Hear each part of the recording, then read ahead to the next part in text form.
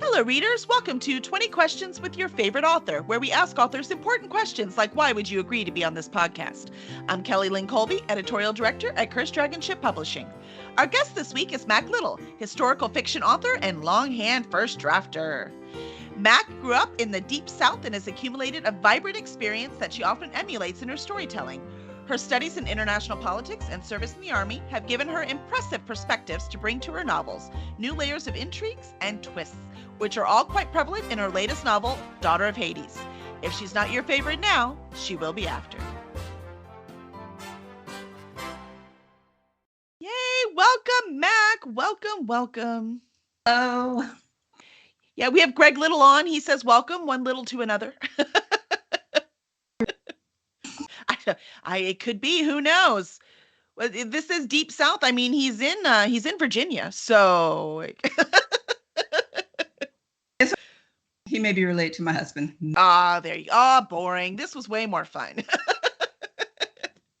I love it. So, your new book, I am so excited about, Daughter of Hades. Tell us a little bit about that.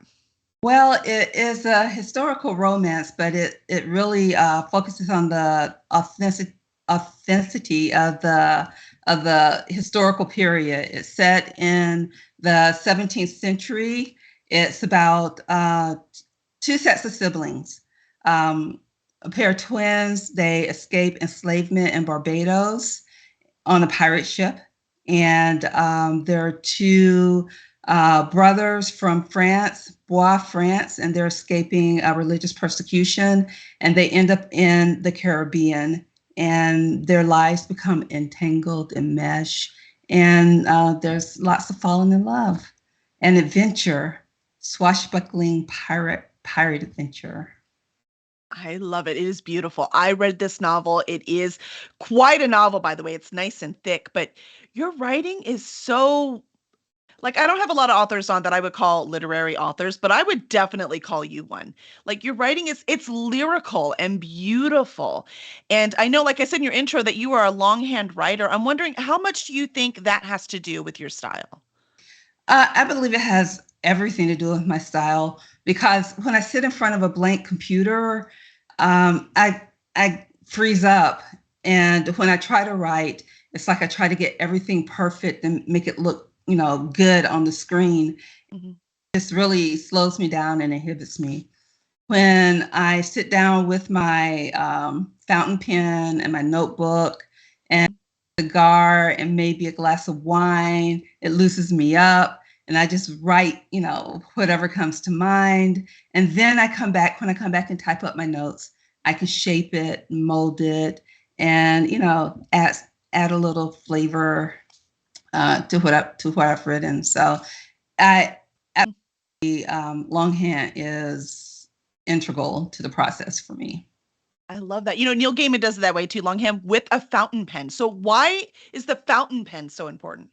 God, it's the way it feels when you write it. I like medium nib on my pen, and I found there's a bent nib pen that I found, and I didn't know about that until recently, until the past year.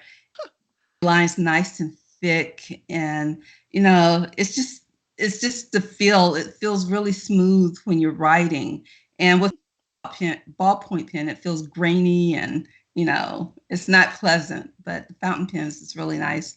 The only thing is you have to change the ink. Well, you have to add ink, at intervals. But even that's kind of a meditative process, So yeah, I like all the. Do you get it all over your fingers?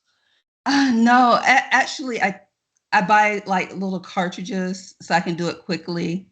But also sometimes you can get like an inkwell, and then you have to like draw the ink up into, a cartridge. And Oh, I mean when you're writing, not just refilling it. yeah. Uh-huh. Oh, no, I don't get any ink on my fingers. Wow. Very neat. I have a feeling I would just be covered in it. I'm not sure this would work for me. Usually sometimes it rains and I get wet. So I try to use bulletproof ink so it doesn't run or, Fascinating. I didn't even know that existed. That's so cool. Do you like colors or does it have to be black? Black. And I have to write on cardstock pages. So I buy like Oh, makes sense. pages and then I print grid lines on it for writing.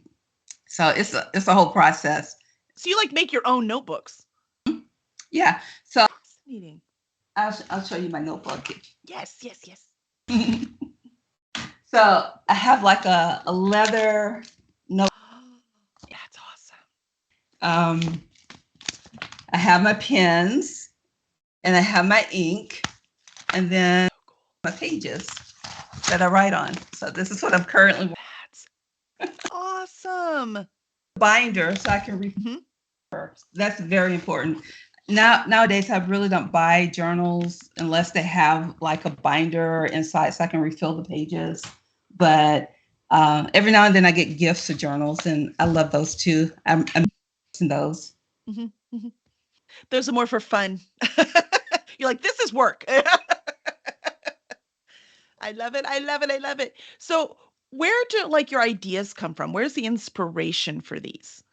I watch a lot of TV and movies, and a lot of that sparks my imagination. Like for my current book, Black Sails, and I love the pirate. You don't have many pirate stories in movies or in TV series, and they touched upon the Maroons, the self-liberated slaves. They escaped slavery. They created their own. They worked very closely with the buccaneers and the pirates. They had a very vibrant relationship. And I'm like, why didn't I know about these people? I had to go research them. And so when I started researching the Maroons, I read about Jamaica, and I realized Jamaica was originally a Spanish colony, and it was invaded by the British in the 17th century. And the Maroons were integral in staving off the British for 5 years, and the British lived in fear of them. I'm like, oh my God, they're so fierce. And I'm like, I have to write about this. So love it. Yeah, and the leader of the rebellion was an Obeah woman, a witch. And I'm like, oh, okay. So there's my character. My hero of the series is going to be an Obeah witch. And Obeah is a religion that's similar to voodoo and Santeria. It brings the old cultural beliefs of Africa and it integrates it with Christian beliefs. And yeah, so that's what this sparked. I watch a lot of historical drama. I read a lot of historical novels, and it sparks my imagination, and it sends me off in tangents, and my characters like kind of pop up. They're born, and then I create a character sheet and write their histories, and then I put it together in a story. I love it. Do you ever like you're writing the story and you pretty much know where it's going to go at this point? Like you're pretty, you're in the middle. You're like, okay, I see where it's going to end. Right now, I just need to get there. But then you learn something new about the history and decide you have to add something. Yes, that happens. But the thing is, my stories are character driven, so I let my characters have free reign. They tell me what they're going to do, and when I go on a walk every day, 3 miles. My talk to me. I have like this conversation going on in my head, and they tell me, where the story is going to go. So a lot of people ask me a lot of times whether I'm a pantser or outliner. I'm definitely a pantser, because if I write an outline, my characters won't stick to it. My first novel, I was going to write about the British invasion of Jamaica, but it was too long. So I had to focus on a specific character. So now I have like this series with an overarching love affair but in each of the different books, I focus on a different couple. Different couple. Yeah. So yeah, I have an end in mind, and that's Mhm. Jamaica, but I haven't gotten there yet. Haven't gotten there yet. You might have to do more couples as you do more research, right? I have my couples all, so they're all going to have their time in the sun. I love it. Yeah, I have an alternate history that I want to write, and it's like Chicago after the Civil War.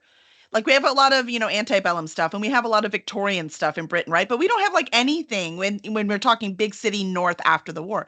So I have this, but it's alternative history. I can't write anything without magic. But my study thing, like I bought the books, right? Like I want to hold the book too. It's huge. So I'm like, I don't know I'm ever going to be able to get through this to actually write this story. So when do you get to a point where you're like, I just need to start writing it? Like what's the thing that just pushes you over the edge? What I do is I have an idea, like for my current novel, Mhm. that I want to write about a slave revolt on a ship, and that's where I started. So I bought a book on slave ships, and I read that, and the story just wasn't coming to me. So Mm.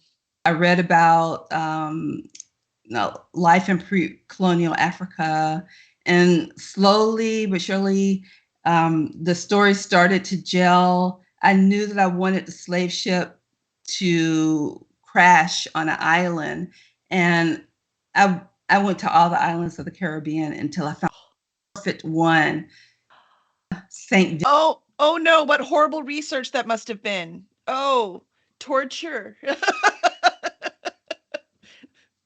So I know what I want to write, and so I wanted to start with the revolt, but once I started doing my research, I kind of Mhm. ahead of that. And now I'm writing a little backstory about life in the village, in the African village before, the people were enslaved. And um, yeah. And so I have a general, from my readings of the books, I have a general idea of where I want to go. But when I sit down and write the story, Mhm. I'm on a slave ship. So what are the conditions like? Where where specifically did the women sleep? Where did the men sleep? And what was it like coming on board the ship and all of that? So that's when I get into the minutia. So I write something longhand general, and then when sit down and type it, I refer to my history books and I write the specifics, and try to bring the reader into the story and make the setting as vibrant as possible. Real and compelling. It makes perfect sense. But now I'm thinking all that research, like all this dark thing, which is part of the reason why half these books, I'm like, I don't know if I want to read these. It's it's horrible. Like if somebody was joking yesterday, like that we were talking about a history book, and I'm like, well, it's like historical horror. And the one of the other writers, he was like, well, is it all history horror? I'm like, yeah, kind of is. So I'm wondering, do you ever get in a slump? And if you do, how do you get out of it? So I write my books from different characters' point of view. So if I get stuck with one character, switch to another point of view or Yeah, that makes sense. a time period, but Hmm. no matter what. Hmm. Yeah. I just switch back. What's easier. Right now, what I'm writing is really hard because it's kind of traumatic. Hmm. Really what I want the focus of the book to be, but I'm writing it anyway. Hmm. I'll probably pare it down a whole lot when it gets into the final product, but to write it now so that I can refer to it later. But I'm really wanting to get through this so I can get to the romance and the fun stuff. The other part. I need to get to the fun stuff. That's right. And speaking of the romance in this, I have to say, so no, this book is not, Daughter of Hades is not for children. Actually, none of your books are. These are not for children. So let's say that first. For young adults, no. And at the very beginning, this is no spoiler, it's the very beginning. There is a rape scene. And then not long after that, there's a beautiful lovemaking scene. And it is the same female character that you use for these two scenes. And there's like, I'm getting shivers right now thinking about it because it was so well done. The contrast between the two things, her trying to get over what she's going on and really experience life and not really knowing because she's so young, right? Not really knowing where where she is in all this, like where she exists and where how people see her exist. What like when you were writing those scenes, did you like have them? I know you said you don't like have them all in mind when you're doing it, but like I see I don't even know the question because I am so impressed with the way that you did that. When you go to approach the love scene, like some of them, I'm wondering, do you switch from wine to harder liquor before you have to get there? Like, I think I might have to. No, but the sex scenes are very difficult. The Mhm. more violent scenes are not so difficult for me. They're Right? Isn't that weird? Yeah. because it's something that's prevalent in our culture today and Mhm. on television. It's Mhm. ingrained. But writing a love scene, okay, so every even with everything in my book, I want it to sound authentic. Oh, it did. Both of them. Want people to, recognize the authenticity of it. So Mhm. uh, I kind of write the mechanics, but I don't want to stick to that because when people are making love, there's a connection and there's a communication there, and I'm trying to communicate, you know, these people's feelings for each other, communicate where that person is in their journey through life or through their trauma, and so I'm trying to communicate the idea of consent, and the healing effects of lovemaking because yeah, a lot of people are they don't want to write about they don't want to write sex scenes, but it's a part of the human experience, and it's a beautiful part of the human experience. It's it connects us. It's healing, and that's what I want to convey when I'm writing the sex scenes. But I strive for authenticity, so that kind of drives my book into the category of erotica, but that's not what I'm trying to do. I'm not trying to turn you on. I'm just trying to make it relatable, I suppose. Well, it's not erotica because erotica is about the sex. Your book is not about the sex. The sex is about the characters in your book. It's about and it's about what they're going through, Mm-hmm. and and the rape is not sex, it's violence, and it's another form of violence. And, Mm-hmm. you know, that's different. So when I write the sex scenes, that's her recovering from the violence and learning another way uh, to love, to feel, to connect to another human being, and to know what that means. And when they're married, consummation of their love. And yeah, so it when I write a love scene, I try not to be too mechanical. I try to convey what The emotions. the emotions and the character's journey. Mm-hmm. Well, also you succeeded. Thank you. So yeah, it definitely worked. Um, the anyone who's thinking it's erotica is missing the point. So, but I'm sure there are people, everybody exists, right? But which, speaking of everybody existing, you also have a very healthy representation of LGBTQ in this book. And I love to see that in historical fiction because it's like sometimes they, you see writers, I'm like, what do you think that, or any kind of art producers, right? Movies, TV, that, suddenly LGBTQ just popped up in the 80s and never existed before that? Come on. And back in the 17th century, there were no labels for it, um, but absolutely it existed. Hmm. And generally speaking, we're all in the sexual spectrum. Hmm. It. So what I was looking at were the Buccaneers, and you have this all male environment, and there were not a lot of females in the colonies during that time, and so they turned to each other for gratification. Sometimes that gratification um, turned into relationships and love. And what was really interesting to me when I was doing my research was that the French government recognized that this was going on, that there were a lot of same-sex relationships between the Buccaneers and Tortuga. and Saint-Domingue, and they created this thing called a métallage, where it's basically a civil union between men. So, well, let's face it, the French have always been more open about sex than, than the Americans or UK or. exciting for me because they had Mhm. in the 17th century. I had no idea. It's so cool. News. I had to. Uh-huh. So you put it in there. I did not. I have to know. I didn't even know that was real when I read it. So that is so cool.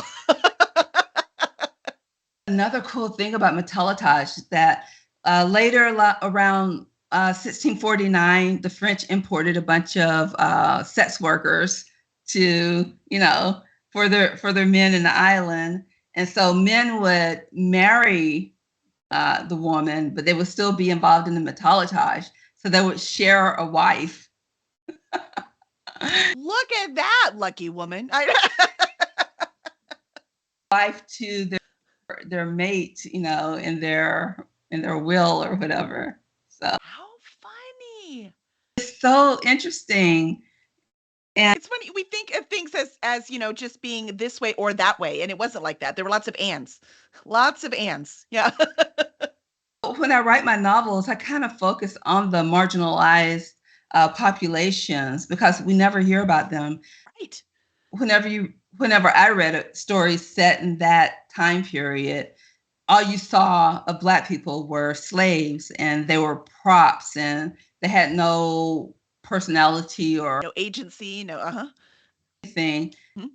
So now I'm trying to show that there were other populations and that the people who were enslaved were, had agency and had desires and fell in love and, felt pain like everybody else. So that's what I'm trying to show in the midst of, having some fun with, pirate Yeah. treasure and ship fights and all that kind of stuff. I mean, that is the fun part, right? But that's how, I like to learn a lot of history through historical fiction because it's more fun that way, right? Like reading these history books, they're not as fun. Even though the facts are fascinating, it's not nearly as fun as reading historical fiction. I mean, the only reason I know all of, like Henry VIII's, wives is just because historical fiction, right? I didn't study this in school. So there are things you can learn. So I appreciate it myself. But we've talked a lot about this one. You also like to write about vampires. Oh my gosh. So I have a series of vampires, and I'm shocked. My first novel was published by Elysian Press, but my contract expired, so now I'm gonna sell the series. Nice. Yeah. Mhm. So yeah. So my vampires is about a Dampier. So I try to stick to historical concepts. The Dampier is a Romanian concept of the offspring of a vampire and a human. And usually they are male, but my character is the first female Dampier. And so it's about her journey of discovering who she is and growing into her power and becoming accustomed to using her power, because when she was growing up, she was forced to hide it. So Mhm. as we go along in the series, she becomes more powerful and more comfortable with using her agency. Strength that she is. I mean, that book, I actually think it's behind me. Mhm. It is. So, yep, it's down on that shelf. Yeah, Progeny, I've got it. I love that. It's the first book I ever read by you. And it's that's the when I fell in love with your writing, like just the style of the writing. And that it's got a lot of Egypt, right? Doesn't it? What were there Egypt gods in it? Egyptian gods? It has Yemen and Israel. That's right. That's right. And that's what got me into the historical fiction. Mhm. Also, Mhm. I was studying my supernatural creatures, and vampires are basically uh, hybrids of demons and humans. And so I was studying the demons and where did they come from. And then when I go back, they were actually gods in Mesopotamia. And Mhm. Well, of course, yeah. religions started to rise. Mhm. It became demons. And then when we got to Islam, Mhm. the demons became jinn. And there's this whole thing. So it was just really fascinating. Mhm. Jinn were like the original, were the three original species on Earth. You had the angels, you had human, you had the jinn. And so yeah. I love it. Yeah, so my supernatural characters are based on Abrahamic supernatural creatures, I suppose. So it has angels and demons and vampires and their offspring and And they're all jerks, for the record. All of them. Just lovable jerks. they're still fun. I remember the shopkeeper, right? Like they're so. Here's the thing about your writing. This is what I mean is that I don't remember everything about the plot. I can't even tell you anybody's name because I never remember names. That's just me. But I have images in my head, right? So having read that book, I don't know how many years ago, there are still images that pop into my head. So, I mean, that's actually impressive that that is still in there. After all the other, I mean, I publish, I write myself, I read. I can't tell you how much I read. I'm reading all day today, and yet there's still images in that book that just pop right into my head. So, Try to find. yeah, yeah. So it's really well done. So, highly recommend. But I guess we have to wait, right? It's not available right now. It's not available right now, but hopefully soon. Yay! Yeah, because I want more. So I have to read that one again, and then I want more. So that'll be nice. We do like vampires on this channel. It's, one of our things. So. Too. I was a huge Buffy the Vampire Slayer. Same. You asked where I come from. This is Mhm. Buffy the Vampire Slayer. And, you know, my husband and I were like on our 10th anniversary. We're in Mhm. Mexico, and we were in a little bed and breakfast. And it was late at night, and we were just flipping through the channels. And we came across this episode of Buffy. And the dialogue was so, Yes. and it wasn't even the best episode. I didn't even like 7 when I saw the whole thing, but Mhm. from season 7, it was just one episode from, I'm like, oh my God, I love this. So we loved it. We went out and we bought a portable DVD player. We're like, we need to start this thing. Yeah. On our anniversary in San Francisco. Oh, it's awesome. Did you ever watch Firefly? Yes. Yeah, I was saying if you like good, dialogue, Firefly, holy moly. I love the dialogue. And Uh-huh. when I looked at the demons on Buffy the Vampire Slayer, like, okay, demons. And so I started researching demons, and then I saw their history and where they came from and where they originated. I'm like, oh, this is really rich. And Mhm. I can work with this. That's right. entry on the Queen of Sheba, and they were looking for her grave, and they could never find it. I'm like, oh, she's a vampire. She's not dead. Sorry. Yeah. Yeah. So that's how I love it. I love it. Everywhere. Yeah, same. I totally understand that. Yeah, no, that's fun. Yes, Mom, that's what I was thinking too. Sorry, in the crowd thinking of Firefly, Nathan Fillion's coming to DragonCon this year. Um, I know. Yeah, I know we still need his. We have the whole cast. We're so lucky that we got Shepherd Book. Help me with his real name, Zafo. Before he passed, we were so lucky to get his autograph. And so Ron we have everyone. Glass. Ron Glass, thank you. Oh yeah, Ron Glass died a Yeah. few years ago. Yeah. I didn't see that. Yeah, it was pretty bad considering, I mean, Firefly was a drop in the bucket compared to what he'd done, right, already. But that's the character we love, right? Is Book.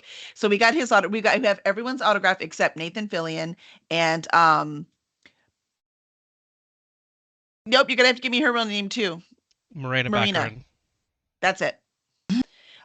So we need there's the only two left. So at DragonCon, we're like, oh, I guess we're gonna be standing in line for Nathan because we need to get his autograph. We need to sign that up. But yeah, and he doesn't come to a lot. He comes to DragonCon because it's fun. Wow. That's Yeah. DragonCon. Oh yeah. And you've seen me at things. I've spoken about DragonCon. I can't help it. It's my addiction. Yeah, it's an addiction. It's all my mother's fault. She made us go. It's all her fault. Uh, I do have a cool mom. I have cool moms. I have double moms. Um, the but yeah, that's why. But yeah, we're very excited about Nathan Fillion. I'm like, oh no, we're gonna double our budget. We need to get his autograph, and you have to bring cash for autographs, right? So like, okay, so we need to make sure that we have it's prep. It's prep time, man. These conventions are difficult. And I see you just came back from like the steampunk one was it in Galveston? So, and I see you around at a bunch of conventions and meeting fans and, doing all that fun stuff. What do you like about doing that? What's the fun part about that? The fun part is meeting the readers and telling them about their book. And, people walk by. I'm like, they wouldn't be interested in my book. But when they stop and we talk and we find that we have a lot in common, and Mm-hmm. I love connecting with the readers. And every now and then, someone who's read my novel would show up. And and they would tell me how much they like my writing, and that's gratifying. Normally, Mm-hmm. I'm very shy. I never leave my house. I order delivery from the grocery stores. I'm like Golem at the door. I don't interact a lot. And so, thinking about it, it's like really daunting Mm-hmm. once I get there and I start connecting with the readers and the people, and I just find we have so much in common and so much to talk about. And yeah, and I love dressing up. I was going to say you have some awesome costumes, man. So that's I don't dress up for Halloween, but I do for all the festivals and cons. I love to dress up. Cosplay is so fun. And of course, I mean, you were dressing up as pirates before you even wrote this book. So obviously pirates have always been in your heart. Always in my heart. That's right. I love it. I love it. No, I liked it because at NerdCon we were next to each other, right? So a convention that's here local to Houston. And so we were next to each other and someone came to me and said, "Do you have anything spicy?" I was like, "No, but she does." Right? Who is there? It's nice. It's nice knowing local authors, right? That's a lesson too. I like to shake hands. The author community in Houston are my lifeblood. They feed me, and I don't know what I would do without them. I never would have been able to complete anything without the author community here in Houston. It's awesome. It's so supportive, and yeah, and everyone works together. It's beautiful. I can imagine that anywhere else. I wonder, is it like that anywhere else? It depends. Like it is like that, like in Colorado and Utah. Those two I know for sure. But I think it's also something to do with writing. Like we don't actually compete with each other. Right, right. Yeah. And I have been worked with some people who saw it as a competition, who They haven't been doing it long enough. started their work and Mm-hmm. share because they thought someone would steal it. But it's not like that. It's not like. We have too many ideas of our own. We don't have time for yours.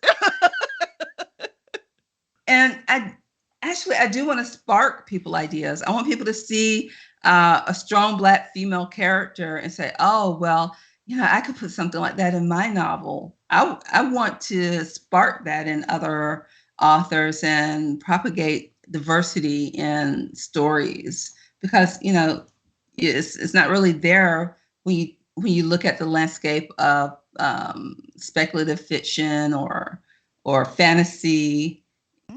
So hopefully, my characters will spark some ideas, generate some even if they're minor character, generate something.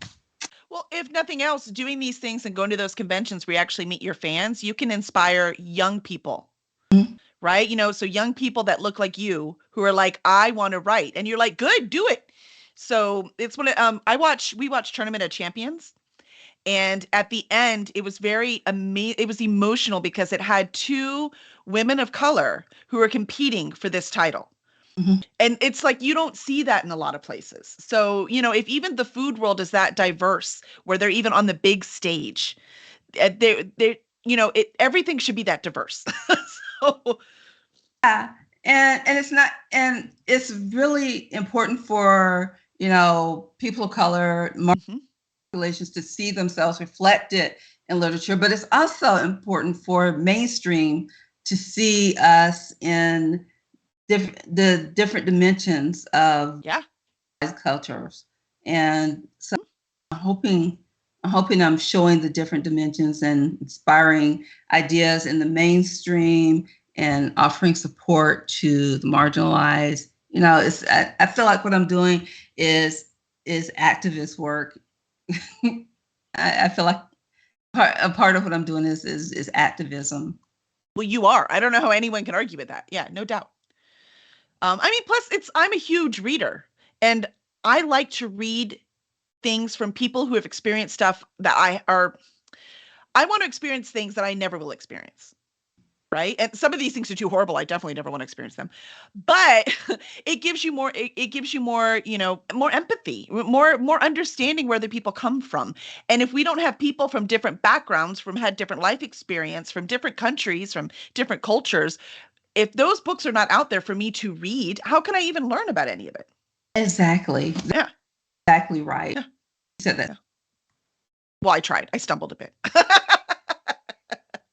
But no, I love it. It's my favorite thing. I think it's why I've always read. It's probably why I'm also very empathetic, which is why I don't want to leave the house because I feel bad for everything, right? Oh no, I'm so sorry. Yeah, no, it's just when you really understand people, you can't hate them anymore. Exactly. And Yeah. there's a thread of humanity that runs through all of us. Hmm. We all have desires and love, and we love our families and goals, and it's we're not that different. We have different experiences, and yeah. Hmm. So once we were able to experience those different lives, we're able to empathize more with it. Books are so important. Novels so important. I just wish there were more. I feel like reading is not a thing.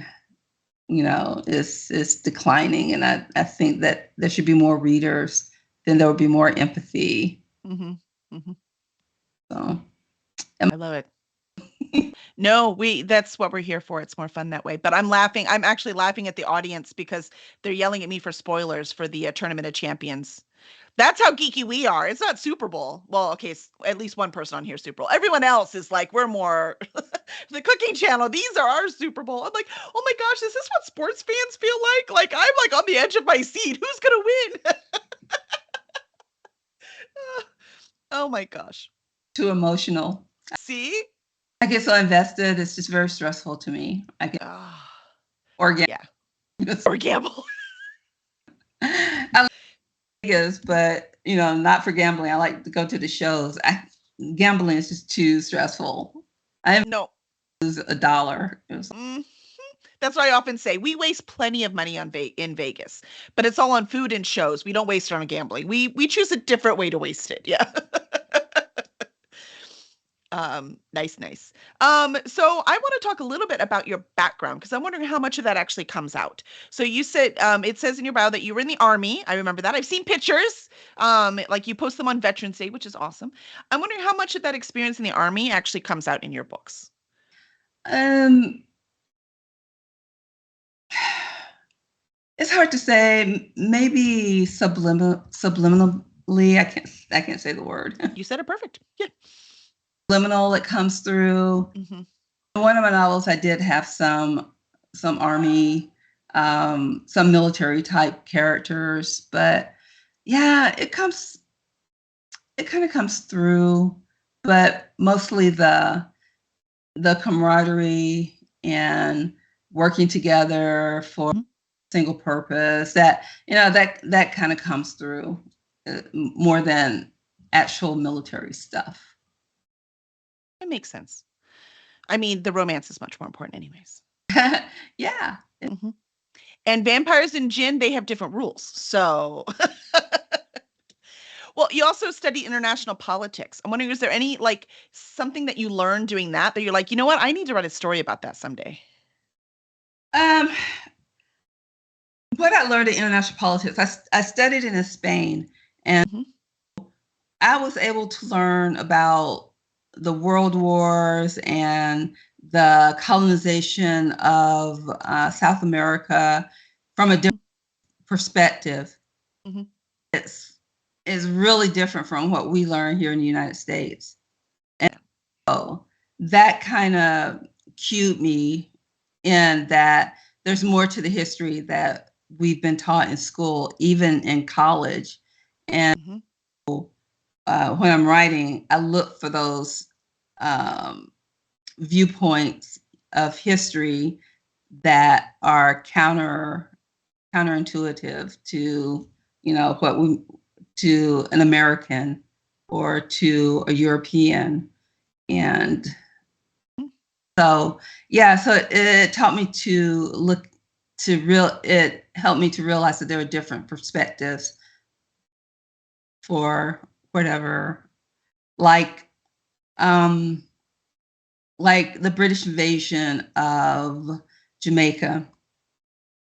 The Spanish fled when the British came. They released all their enslaved captives into the hills, and some of the Spaniards stayed with them, gave them arms to fight against the British. And from the Spanish point of view, they were like generals commanding the Maroons, commanding the Africans.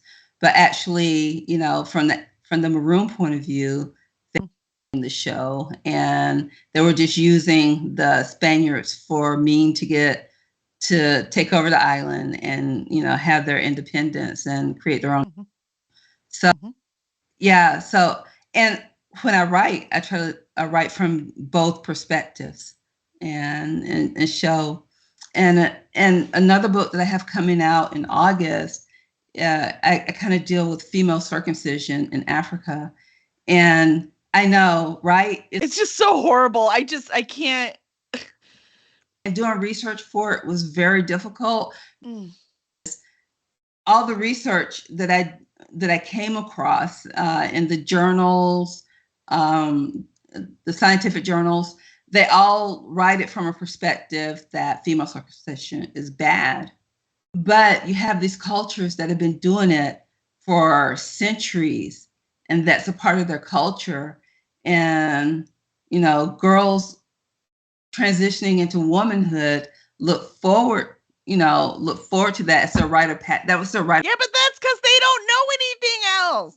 Yeah, they don't know anything else. But when you're writing it from their point of view, what did they really feel about it? And there's like really no literature to say how they really felt about it.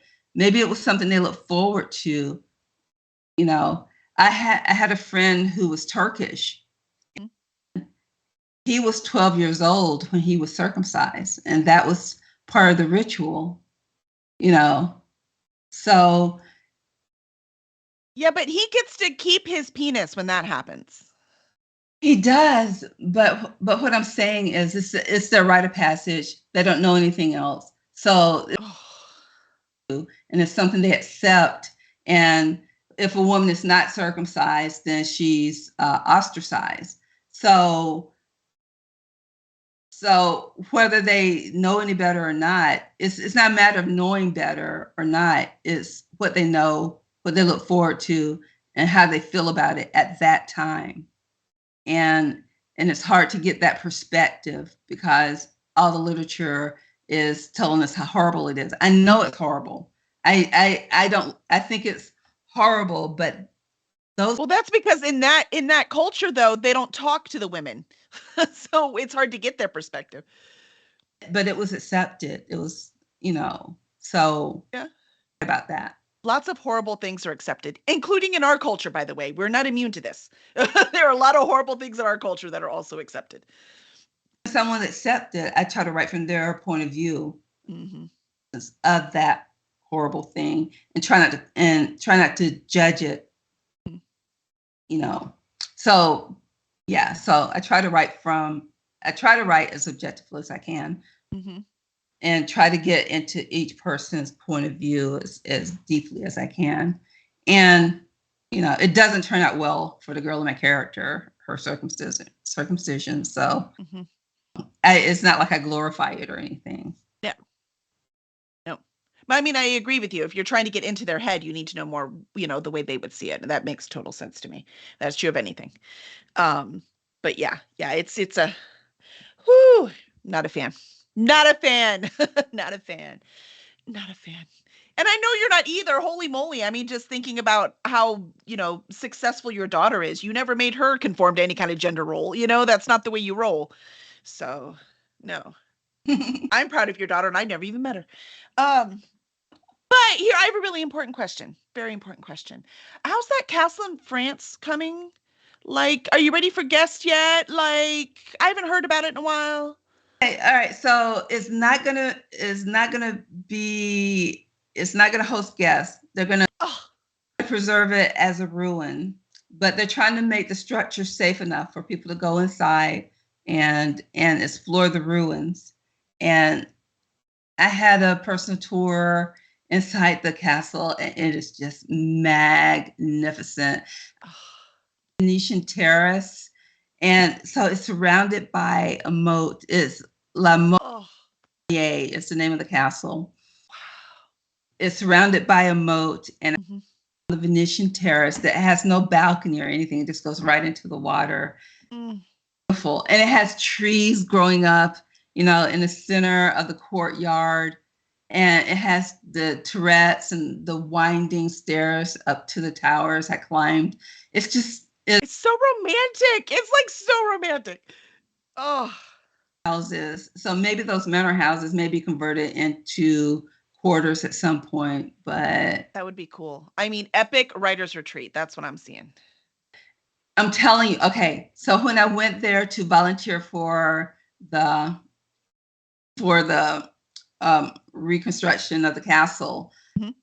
in another castle about 3 miles away, that is the perfect writer's retreat, and I'm pretty. Even better. That's right. I can't remember the name of the castle, but it was just 3 miles away from it, and it was beautiful. It had these gorgeous grounds, beautiful hiking trails, and a pool, and it was a real medieval castle. It was amazing. Oh, that's so cool. This retreat. Gotta write that down. Bucket list. Organizing, but I will. I'm really good at organizing. It's my specialty.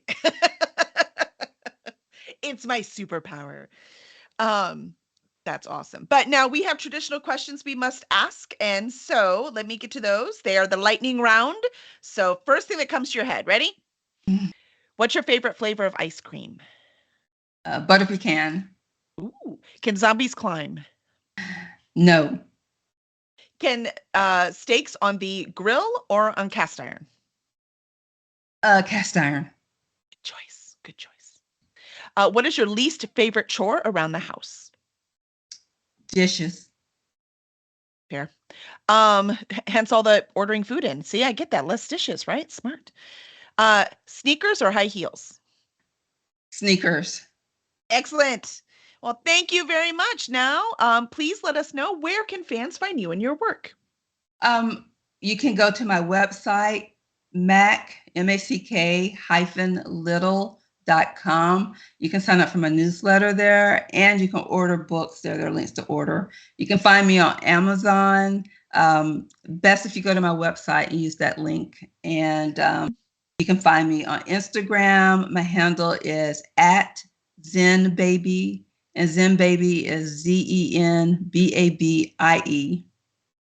And Twitter, same handle, @ZenBaby. Excellent, excellent. Well, thank you so much. Now that Mac is your new favorite author, please make sure to review her work. And you can also review us wherever it is you get your podcast. And we would love to have you follow us on Twitch so you know when we go live. And you can subscribe on YouTube so you can see any of the VODs that you missed. And we'll see you next week with author Courtney Farrell. Bye.